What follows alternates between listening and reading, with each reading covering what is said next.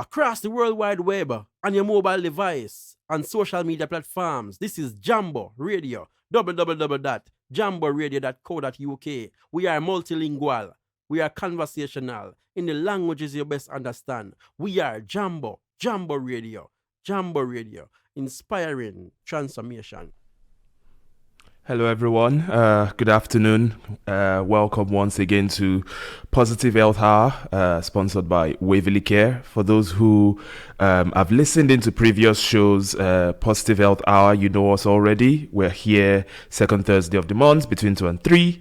For those who haven't listened to a previous show before, Positive Health Hour is an opportunity for people of Black and African and Caribbean heritage to be able to come together and talk about our health and well-being, how to achieve overall health and well-being, with an especial focus on HIV, which is something that very many of us might think, oh, that doesn't concern me, or that doesn't, I don't interact with HIV on a day-to-day basis. But according to the data, it shows that many of us, more likely or not, have probably spoken to someone who is living with HIV, know someone who is living with HIV, or even very close family or friends with someone living with HIV. But also, it is very much a situation whereby HIV is easily spread within our community, because we don't talk much about it, but also we don't know much about how to prevent ourselves from contracting HIV. So this show is basically about dissecting all of the issues that surround ourselves as communities, but also how we relate with HIV information today. Just like I said, we're sponsored by Waverly Care. Waverly Care is a charity in Scotland that provides advice and information to educate the public about HIV, about the services available. But also what we do is we support people living with HIV and other bloodborne viruses into treatment, into care, and with any other issues that they might be experiencing, and that's what Waverly Care does. Today, we're going to have Agnes with us. I will just give a little introduction of what we're talking about today. When we go deeper into our topic of conversation, you will get to know more. But today, we're talking about growing older with HIV, the experiences of growing older with HIV, the reality of what it feels like, from the perspective of our guests, as well as expectations for the future. So that's what we'll be talking about today. For anyone who wants to call in, if you want to call in to ask a question, or you just want to drop a comment, you can do that by phone on 0743 782 6865. Again, to phone in 0743 782 6865. And if you want to drop a message or comment by WhatsApp instead, you can do that on 0785 8340661. Again, 0785 8340661. You can also watch the show live on Facebook and on the Jambo Radio website. The Facebook page is at Jambo Radio Scotland, and website is www.jamboradio.co.uk. So without taking much time, we're just going to jump straight in, get to know a little bit more about our guest, Agnes. So Agnes, do you mind just telling us a little bit more about yourself? Yeah, thank you for welcoming me to the program. My name is Agnes, from Zimbabwe originally. At the moment, I'm living in Glasgow. I've been living in Glasgow for the last 6 years. I'm a mother, I'm a sister, a friend, a worker, and most of all, I'm just somebody who is an activist, HIV activist, I can say. I love to talk about HIV. Just for awareness sake, for our little youngsters who are growing up, because no one is immune to HIV. Everyone can have HIV. So it is for our own good to pass it on to the next generation, so that they know there's nothing wrong living with HIV, as well as it is important to know how it is to live with HIV. Absolutely. Thank you very much, Agnes. And, you've already talked about something that is very integral to our show. It's about every and anyone. No one is immune from HIV. Anyone can and anyone, it's possible anyone could be living with HIV, but also HIV doesn't choose who, it's anyone could get HIV. So just looking at this issue of, just going deeper into your knowledge of HIV. So growing up, because you've mentioned you're from Zimbabwe. So growing up in Zimbabwe, how was the topic of HIV discussed? And, how did you first of all come to understand HIV in the first place? Right, that's a good question. I first came to know about HIV in the 1980s, and I was still young then. I think I was in my early teens, 10, 12 years. So that's when it started AIDS. It was not HIV, but then it was called AIDS. People were dying like flies. People were just getting sick. Nobody knew what was going on. People were just cough. From coughing, they have diarrhea, they lose weight. The next minute, people are dying. And a lot of people died during the 1980s to the 90s. So it was from adults to children. Some children were born with it, so back then there was no medication, so it was not okay. And I remember people were being buried in body bags and were not allowed to do body viewing. Oh, wow. Because that's how bad it was. They say that, I think because they thought it was that contagious. I don't know whether it was real, but that's what was said. Say anyone who died of AIDS, no body viewing, they were put in a body bag, black body bag, zipped up, and off they go. Yeah. So it was real bad. It was real bad. And that's like a correlation, because you said in the 1980s was when you first got to know about HIV. Some people might say, oh, but the 1980s is that far, well, in 2023. So they might not be able to relate to what you're describing. But, even when at the beginning of COVID, we saw some of that happen again, where people were, when no one really knew what COVID was at the beginning, people were just zipped up in body bags, and not being their families sometimes could not really give them a proper funeral or even go in and touch them and be like, oh, this is my loved one. So it's like very similar experiences. Exactly. It is so similar to the way COVID did.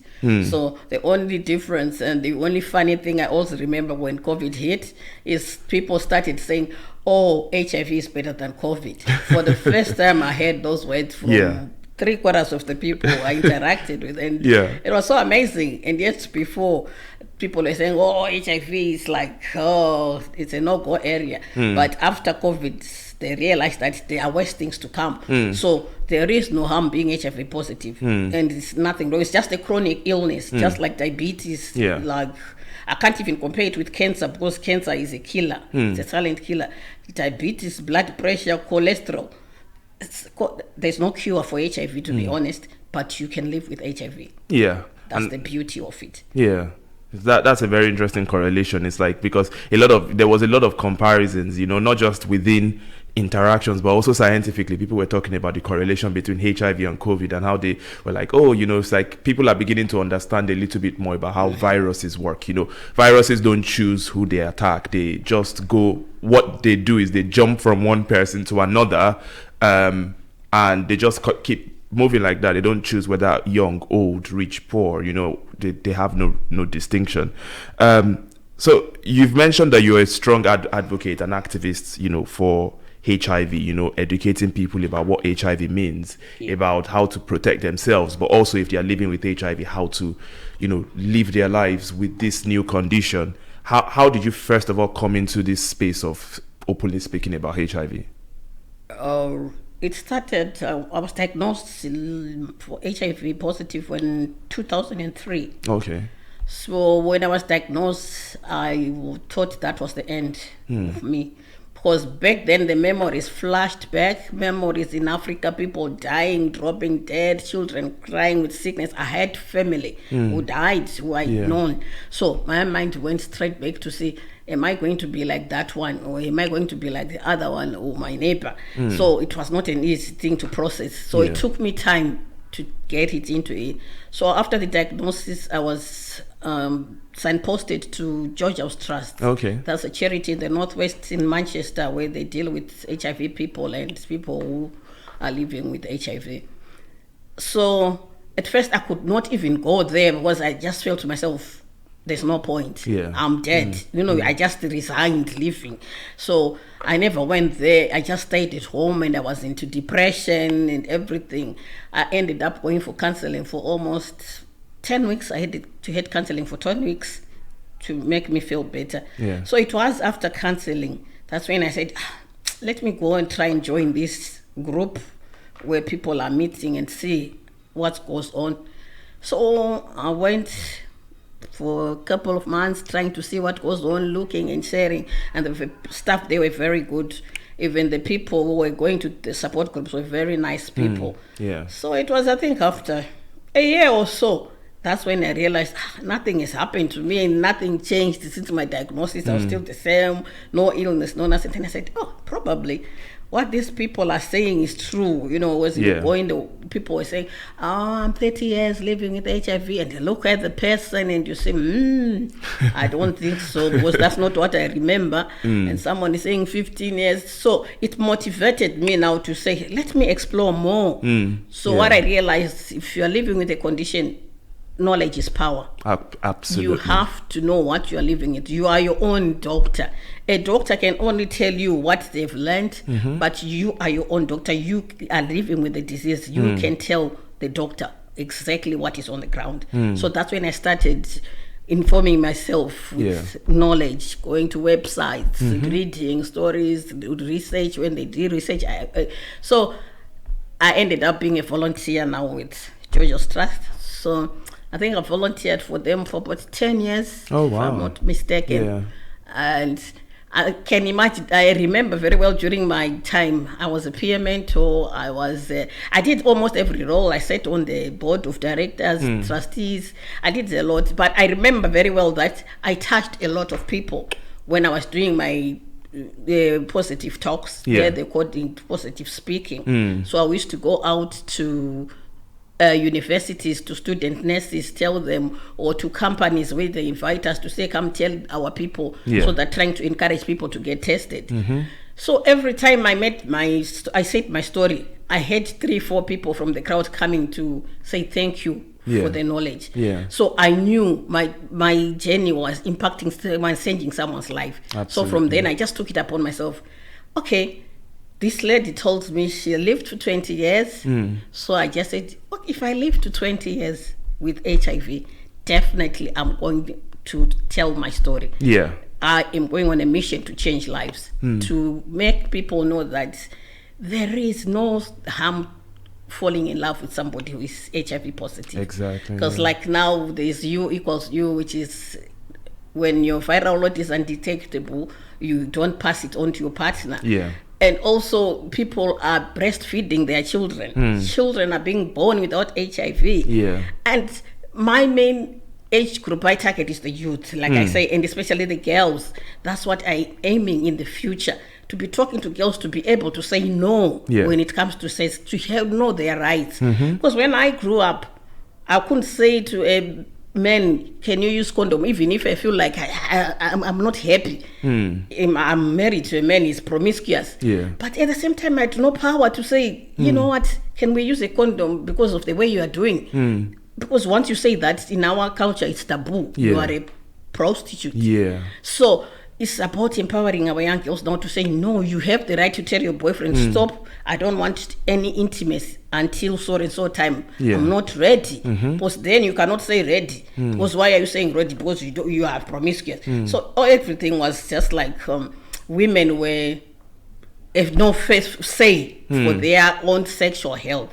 So which is one thing I would like to carry on, especially to the younger generation. So I think I won an accolade in 2012, HIV Activist of the Year.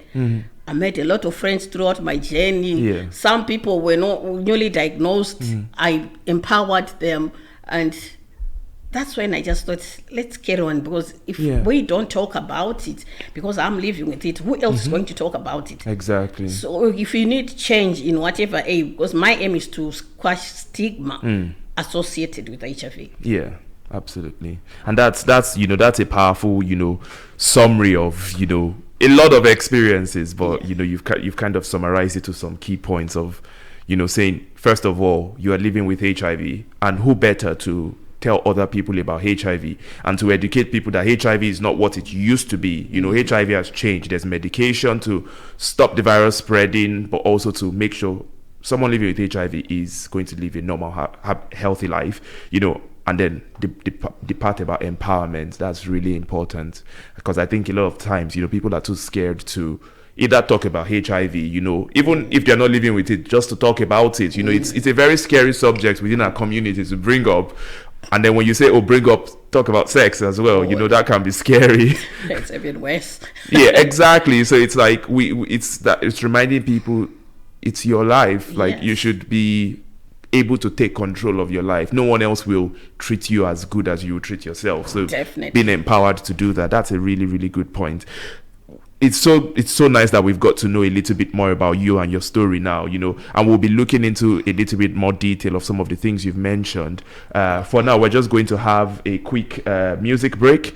We're going to hear Let Her Go by Passenger. And, you know, I like the way this ties into your thing about empowerment. You know, no one should be in charge of any woman's life, you know, live your life, you know, and that's, so we'll be back after the music break.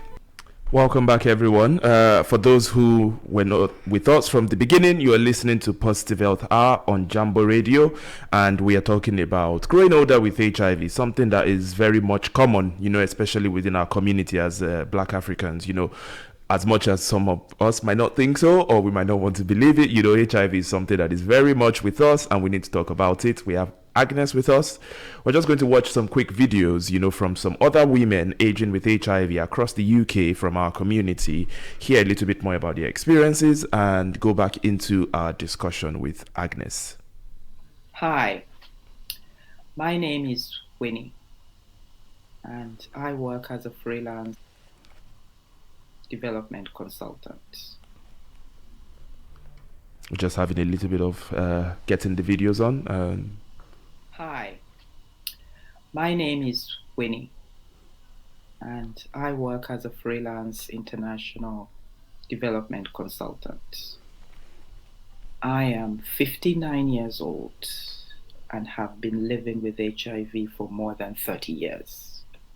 Living with HIV should not be a barrier to women living well into old age, and getting to old age as a person who's been living with HIV for more than 30 years is actually a blessing, because I wasn't supposed to be here.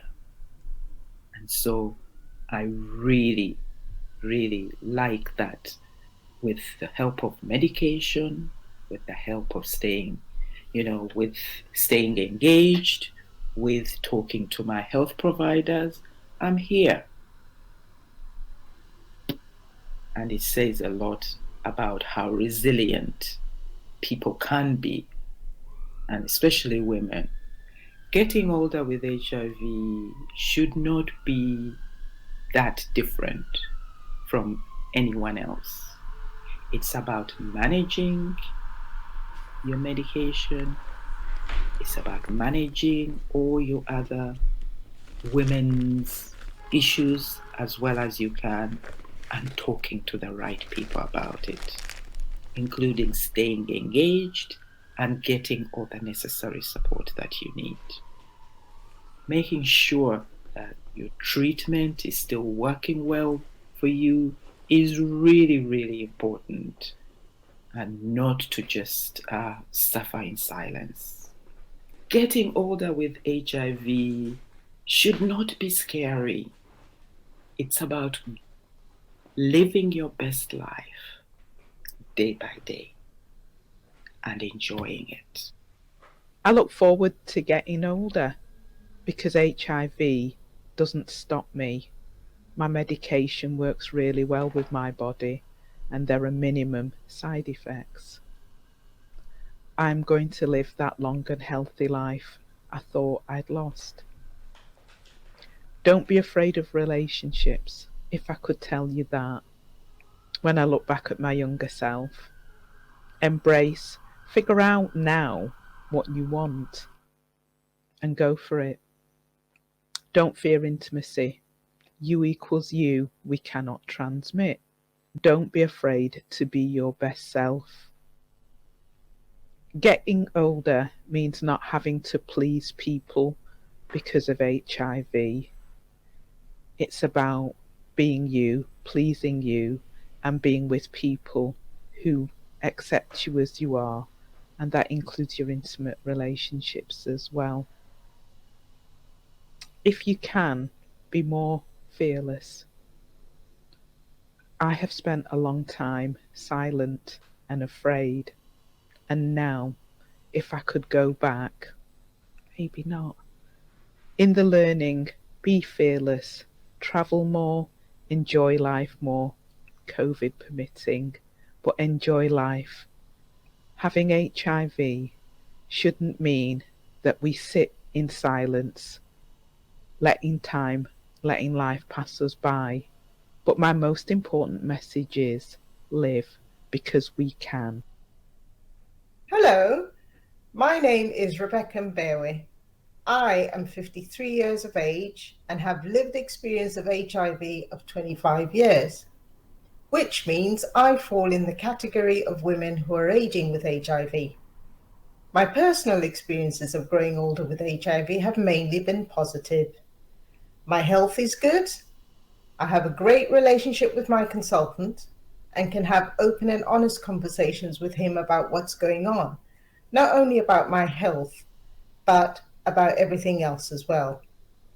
I've been able to watch my children grow into young men, something I didn't think was possible when I was first diagnosed. I have access to good health care, for which I'm eternally grateful. This allows me to engage with the right healthcare support. For example, if my needs or my issues are to do with bone health, then I know I have access to that. I have a great peer support network. I cannot overemphasize what this has meant for my mental health and well-being. Working with other women aging with HIV has highlighted some issues, such as the lack of and need for information there is about women and HIV and aging, lack of safe spaces to have open, honest conversations about things that affect us as women growing older with HIV, uncertainties around their health, such as long impact of antiretrovirals, uncertainties around security, whether they will have enough money to live on later in life, whether they have a will or funeral care plan. If I were to give a piece of advice to women aging with HIV, it would be arm yourself with information and resources and find yourself some peer support. It's a game changer. Amazing. It's just interesting to hear those three different perspectives, of three people aging with HIV, and just echo some of the things that you've said. But from your view, what's your personal reflection on the things you've just heard from the audios? Sorry, not videos. No, that's fine.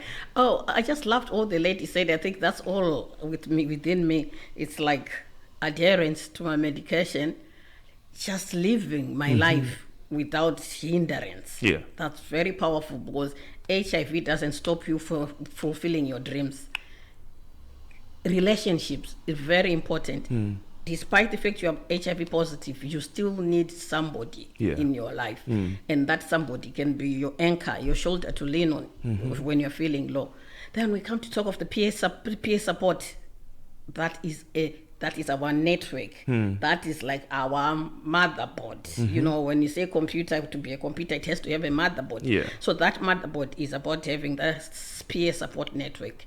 I find that is very necessary to everyone who's living with any conditions. It can be peer support for diabetes, peer support for those with cancer, because you are talking to people who are living with the condition. You understand each other. You don't judge each other. Yeah. So that is so important when you're living with HIV. You really, really need it. So I do agree with what the ladies are saying. I myself have been living with HIV for now it's 20 years, like I said, and they are my seniors. Yeah. So I hope one day I can meet them so they tell me how to keep going.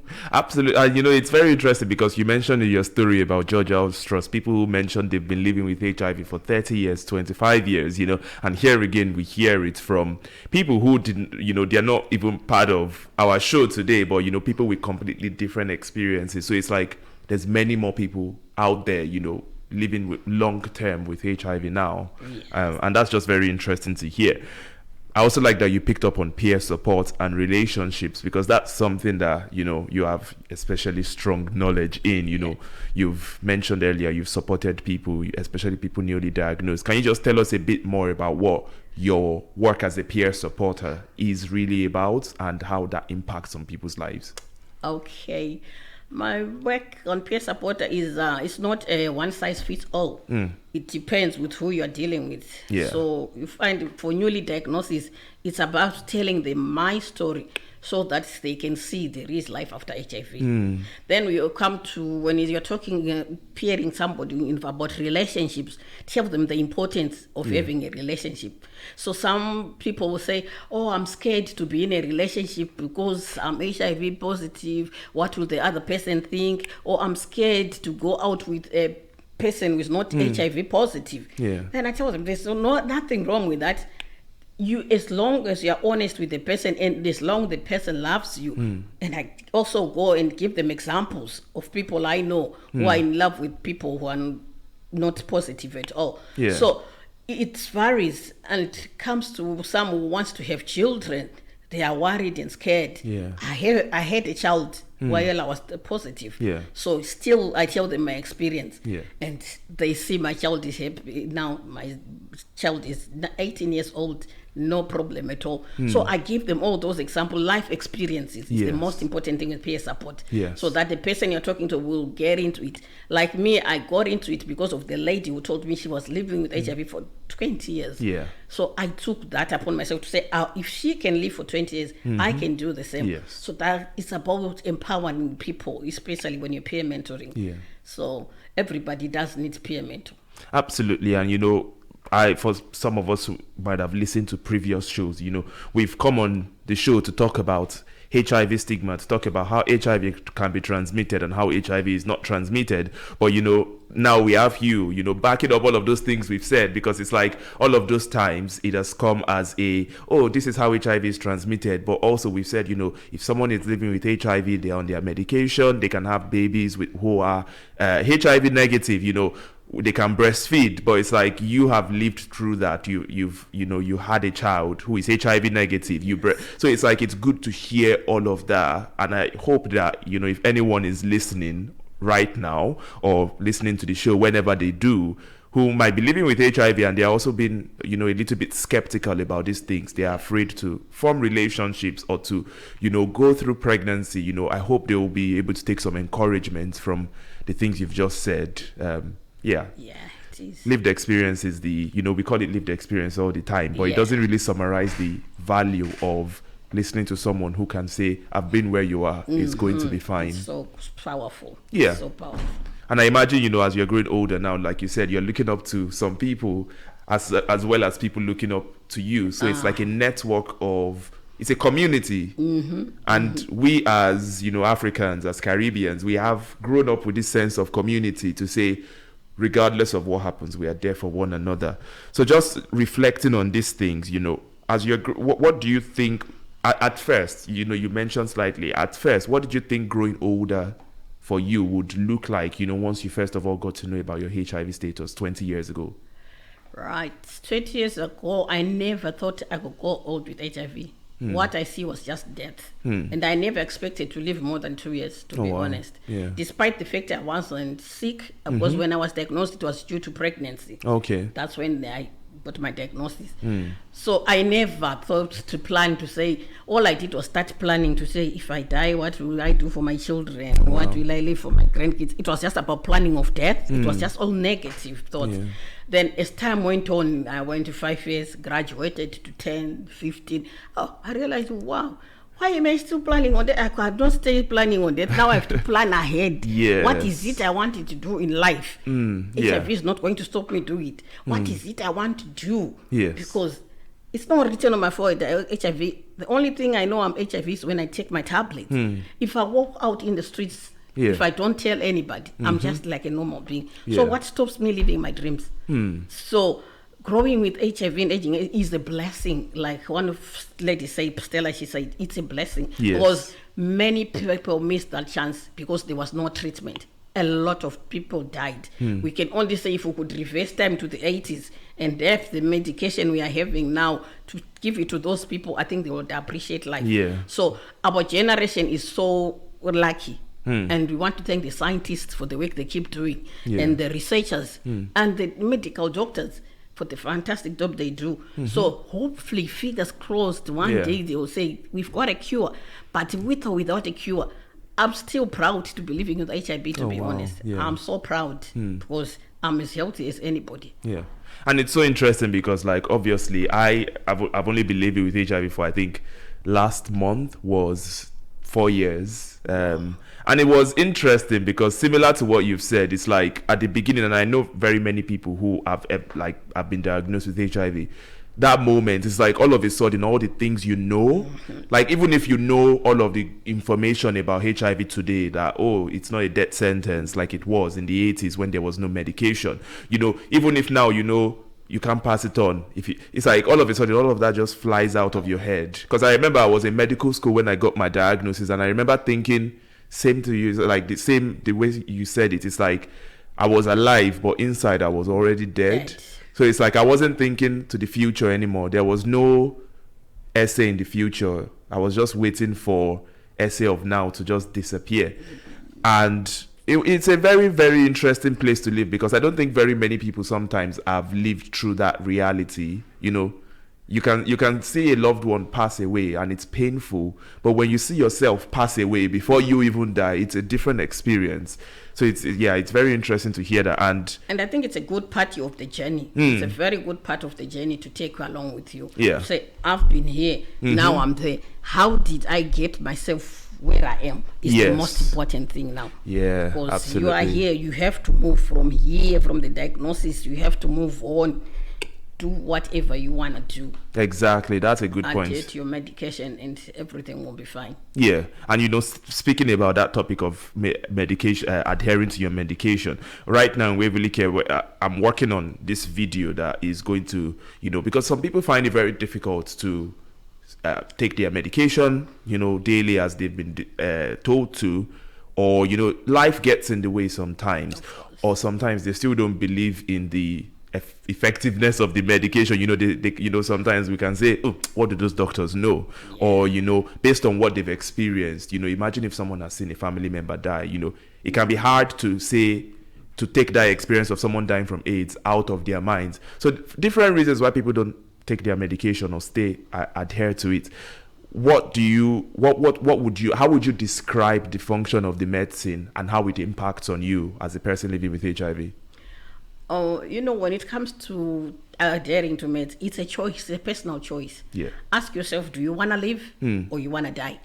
That's the only options we have. If you don't adhere to medication, definitely your HIV will turn into AIDS. Yeah. Yes. And definitely you will die. There are no two ways. Exactly. There is no miracle there. So it's about asking yourself, okay, I want to live. And why do I want to live? You have to have your goals and your motives. Yes. So, okay, I've got children. I want to see my children grow. I want to see my grandchildren. Okay, I wanted to be a pilot. So I want to pursue my dream of being a pilot. So am I going to let this name, HIV is just a name. Is this 3-letter word going to stop me? Yeah. Then if you say no, then you have to take your medications. Yes. And then most people I've talked to, the main reason they don't adhere to medication, some people drink alcohol. Oh, yeah. So when they go out to drink, they come late. They've missed their timetable. Yeah. They go out to drink, they forget to take their timetable. So that can be a hindrance. Yeah. And some people, because they live with partners who don't know their status. Yeah. So if my boyfriend is there and he doesn't know, I can't go every 8 o'clock to the kitchen or put an alarm every 8 o'clock to go in my bedroom to take my tablet. Because he will ask, why is this so much? So it's that fear of the unknown. So which is nice to just come out and tell your partner so that you can live freely. Exactly. If anything happens to you, he knows where to start. He knows your condition. So adherence is quite important. Yeah. Absolutely. I've seen a lot of people have given up. Most of people have given up. They say, what's the point? And they are single guys. Mostly it's happening to single men. Our culture, Black Caribbean, Black Africans, I know. We've given up because they don't have any partners. No one will like me because I'm positive. I have no children. So what? So they tend to take beer and even leave the tablets. Oh wow. But they are still living, and I'm saying, look, the life now you are living, it's a miserable life.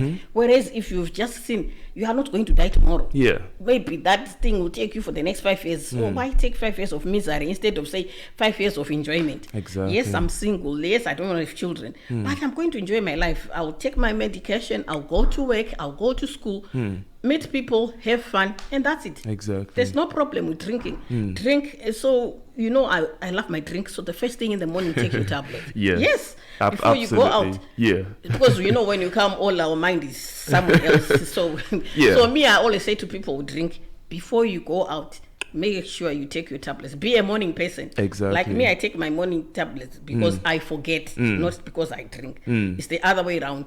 If I say it at night, I know I'll forget. So it means today I'll take it 7, tomorrow 9, tomorrow 10. So I'll rather take them in the morning when my brains are still okay. First thing in the morning, I take my meds. So whatever happens during the day, it's not going to affect me. Exactly. So adherence is quite important to people.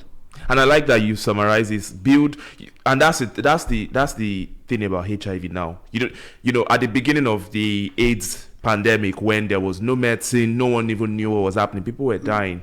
When the medication, they started making medicines, but it's like the medicines were not as effective. People built their lives around HIV. And it's like HIV dictated if they would make friends, if they would have a relationship, if they would have children, if they would have a job. I have a friend who is a pilot, but before his HIV diagnosis, he wanted to be a pilot, but he couldn't because the laws were, the law said he couldn't become a pilot. And he, just like you, he fought for it and he advocated to say, I have my medication, I'm taking it every day, I am undetectable, I am at no risk to anyone or myself. Why shouldn't I become a pilot? And the laws in the UK changed for him and every other person like him. So that's the power of, first of all, the medication, but also the power of speaking openly about HIV. And like you've described, I'm the same. Sometimes if I have 1-2 drinks, sometimes I can forget. So what I did was I went to the shop and I bought this pill box. Yes. My pill box looks like the same thing you will see, with someone who is 70 or 80 having to take many and my friends, they will laugh at me. I say, if I see my pill box of Monday, there's still my medicine inside, I know definitely I've not taken it. So that's the way, and I put it in my bathroom. So if I'm brushing my teeth, I can see the pill box. Wow. So if today is Thursday, if Thursday is still there, no matter how drunk or not I am, I know I've not taken it, and then I take it. It's about building your life, HIV into your life, not your life around HIV. It has to come to my needs. Not exactly. I don't have to do the FID way. I live it. HIV has to live the way, my way. Exactly. Yes. Absolutely. And it sounds like you've come to a place where you are sort of somewhat stable on your journey of living with HIV. Definitely. And to be stable, you need to have learned a lot of things along the way. What are some of the strengths that you would say, the things you've learned about yourself and the things you've built up? What has made me strong is, I think, talking about it with friends, like my peer mentees, because that alone, because you realize, you think your story is bad until you hear someone's story, then you say, fine, we are both HIV positive, but our stories are different. Exactly. So listening to some other stories will make you stronger. They say, so I was thinking I'm bad, so I'm better. And also being open, when I started dating after my diagnosis, it was not easy. It took me time. I'll say, okay, at times I say, let me start telling the person in the first days so that it will be out of the way, thinking that will help. you tell somebody after 2-3 months of dating, oh, I think I like you, so let me tell you my secret. Disclose your secret. And the person does a runner. And I came, what have I done? Then I leave. I think another tactic. What else can I try? Okay, let me leave it until it's about getting to maybe the person is really into me. And you go, and the person is screaming, why didn't you tell me you want to kill me? Oh, dear, it's a mistake. Oh, gosh, so what do I do? So should I start just looking for people who are positive? Because with me, I wasn't looking for positive people. I was just looking for somebody who I feel I can connect with. Exactly. So I was being rejected here and there. And I thought, okay, let me change my story. So I changed my story. So when I start, somebody is interested in me. All I do is just bring the subject on. What do you think about dating a person with this? I haven't told you I love you or what. I say, these days, the thing of loving is so difficult because of this HIV. So I make it like I'm just talking. So you hear what the person says. If it's got negative things, I'm not disclosing, and it's not the person, and I will tell you I'm sorry. And if you see the person is empathizing or sympathizing, then I know, wow, I will try my luck. And that's it. And up to now, my partner is somebody who is not positive. I'm positive. He's never discriminated me. He loves me for who I am, not for what I have. Exactly. So it's all about finding yourself. There is no one size fits all. There is no right or wrong way to say it at the same time. But you have to be comfortable. You have to be confident. It's about us building ourselves first. Because nobody would do it for me. Oh, I'm looking for a man. I'm scared. I'm worried. Oh, Ese, can you look for a man? Ese doesn't know the kind of men I love. Exactly. Doesn't know to say it for me. Yes. But if I take the courage, you know what? Come hell, come thunder. I'm going out to the pub tonight. I'll see who I meet. Then you start from there, and your journey will. Medication, I've never reacted to any medication. Ever for the 20 years I've taken my meds. So why should I not encourage somebody to do the same? I know some people have got some reactions, but it happens with every medication. But once you see there's no reaction, take your meds and live your life and enjoy it and pass on to people, even those without. And I always say to people, the devil you know is better than the devil you don't know. Exactly. Some people say, I don't want to hear about HIV. HIV, I don't want you to go out with somebody who's HIV positive. And I'm saying, do you know your status yourself? Exactly. You don't even know. You don't need to be promiscuous to have HIV. All it takes is that one time you have unprotected sex. You might have one partner, but you don't know where your partner have come from. And you think, because I've got my partner. I've asked the history of your partner. So it's always nice to know your status. Get tested. And know the devil you know is better than one you don't know. And start to take control of it before it gets to AIDS. So many interesting lessons in that, because it's like, first of all, it's first know your status before you speak about anyone else's status. But also it's about, and this is something we keep coming back to, within our community we've got to learn that people living with HIV are just like anyone else, and even ourselves, anyone could be living with HIV. So we don't need to shun anyone. We don't need to discriminate against anyone or stigmatize anyone, because, imagine yourself, anyone listening, just go in your mind and think, imagine if all the people all your friends, your family, if you're a church, if you're in the church, if you're in the, imagine your entire religious community, everyone shuns you for any reason. How would you feel? That is exactly what people feel when they get, shunned because of their HIV status. When someone says something like, oh, you can't be part of our family, or you can't come to this, our social event, or because you are HIV positive, or you can't, I won't date you because you are HIV. Someone feels rejected, and no one wants to feel that way. No one wants to feel disconnected. So it's, once we educate ourselves, we see there is actually no problem here if the person is taking their medication. Sometimes I tell my friends, when they say, what can I do to support you on your journey? I tell them, honestly, I feel like I am the one who should be supporting you with, one other thing you are living with in your life, because I feel like I'm in a much more stable place. It's like, it doesn't really affect me and this does not say there's not people who have bad experiences of when they first get diagnosed, or like you said, some people they react negatively to their medication. But the good thing is the clinicians are there to help you to try and find what works best, so you have very little discomfort. So if you're looking towards the future, just to wrap up, what are the things you are looking forward to, but also what things slightly make you worried about growing older with HIV? Growing older with HIV has not even given me anything to worry about, because what's there to worry about? I'm not sick. Yeah. I'm not disabled. I'm not nothing. I'm me. So just like any other person who's growing old, one day probably I'll end up in a nursing home. So maybe that's the problem, to worry, say, will I be in a nursing home, or will my children look after me? Yeah. That's the only worry I have. But apart from that, when it comes to my status, I have nothing to worry about. Yeah. And I'm looking to a future whereby one day I'll be able to stand up with my grandchildren surrounding me, telling my story to the world, and my grandchildren saying, yes, we learned this from our grandma. Absolutely. So something that I will leave a mark on this earth. Somebody saying, if it was not for this woman, I was almost on the verge of committing suicide. If it was not for this woman, I would have stopped my medication. I'd given up. So that's what I want to do. Just giving hope to someone. Not that I want to say my story because for the sake of, I want to save a soul. If I can save a soul or two, I'll tell you I'm done with my mission. Absolutely.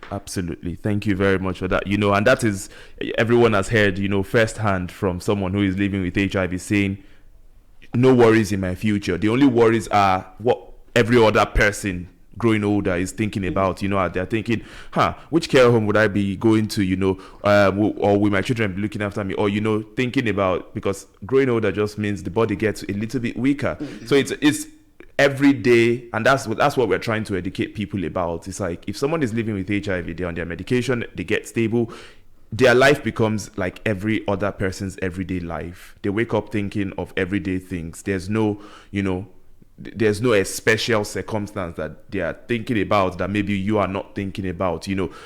We are all the same. And that's what we are trying to get people to understand.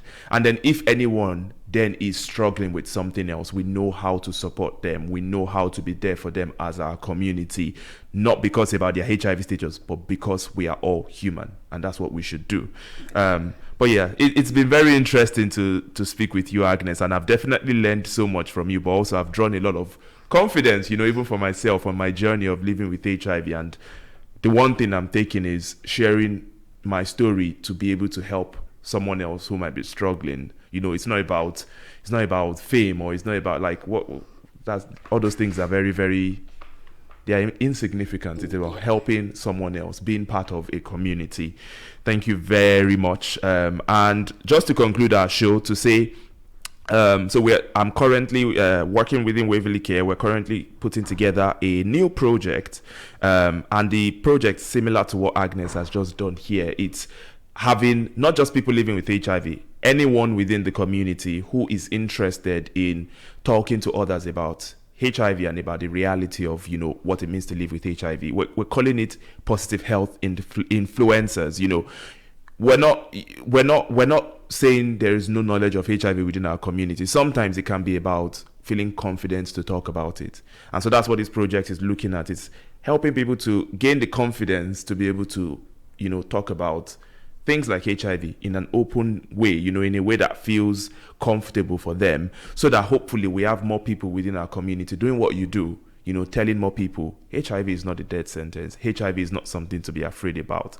So if you want to be involved, if you want to get involved with this project, all you need to do is go to Waverley Care's website. Our website is WAVERLEY